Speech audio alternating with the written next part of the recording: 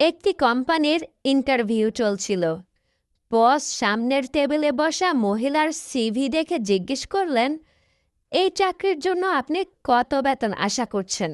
মহিলা আত্মবিশ্বাসের সঙ্গে বললেন, অন্তত ৯০,০০০ টাকা।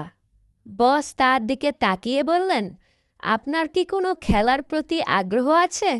মহিলা উত্তর দিলেন, জি হ্যাঁ, আমি দাবা খেলতে খুব ভালোবাসি। বস হাসি মুখে বললেন, দাবা তো খুব মজার খেলা। বলুন তো, দাবার কোন গুটিটি আপনার সবচেয়ে প্রিয়? মহিলা হাসি দিয়ে বললেন, উজির। বস বললেন, কেন?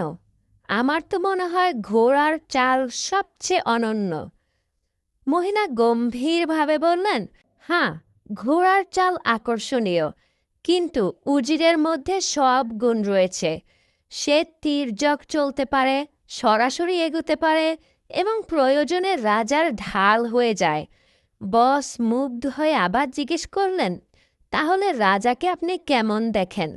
মহিলা বললেন, দাবার খেলায় আমি রাজাকে সবচেয়ে দুর্বল মনে করি।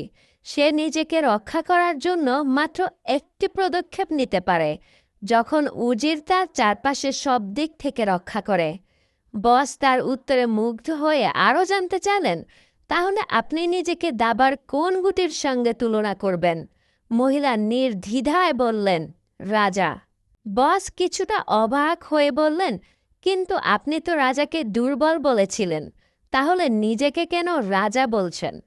মহিলা হালকা হাসি দিয়ে বললেন, কারণ আমি একজন রাজা, আর আমার উজির ছিল আমার স্বামী। তিনি আমাকে সবসময় রক্ষা করতেন, কিন্তু তিনি আর আমাদের মাঝে নেই। বস স্তব্ধ হয়ে গেলেন।